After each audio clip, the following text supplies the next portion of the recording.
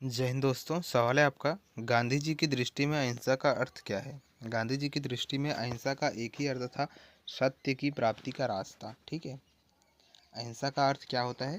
अहिंसा का अर्थ है गांधी जी की दृष्टि में, ठीक है, गांधी जी की दृष्टि में अहिंसा का अर्थ यह है कि सत्य की प्राप्ति का रास्ता। ठीक है, अगला सवाल, गांधी जी की सत्याग्रह राजनीति में किसे सबसे अंतिम स्थान प्राप्त था। गांधी जी की सत्याग्रह राजनीति में किसे सबसे अंतिम स्थान प्राप्त था? हड़ताल को सबसे अंतिम स्थान प्राप्त था सत्याग्रह राजनीति में। ठीक है, किसे?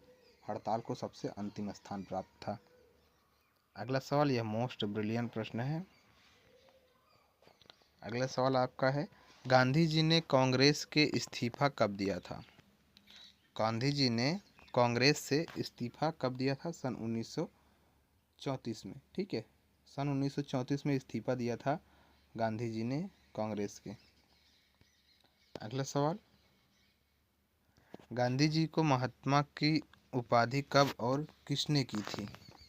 गांधी जी को महात्मा की उपाधि कब और किसने किया था? चंपारण में किया था और रविंद्रनाथ टैगोर ने किया था। ठीक है, महात्मा की उपाधि, तभी गांधी जी के आगे महात्मा गांधी लगता है। ठीक है, महात्मा। अगला सवाल, सभी तरह के शोषण का विरोध होना चाहिए, यह किसका कथन है। सभी तरह के शोषण का विरोध होना चाहिए, सभी तरह के शोषण का विरोध महात्मा गांधी ने बोला था ये। अगला सवाल, गांधी जी ने सेवा धर्म कहाँ अपनाया था। गांधी जी ने सेवा धर्म दक्षिण अफ्रीका में अपनाया था। ठीक है, दक्षिण अफ्रीका में गांधी जी ने सेवा धर्म अपनाया था। अगला सवाल, गांधी जी ने किस कारागार को मंदिर कहा था। गांधी जी ने किस कारागार को मंदिर कहा था? यरवदा जेल को महात्मा गांधी ने मंदिर बताया था। अगला सवाल, गांधी जी को वन मैन बाउंड्री किसने कहा था। गांधी जी को वन मैन बाउंड्री माउंटबेटन ने बोला था।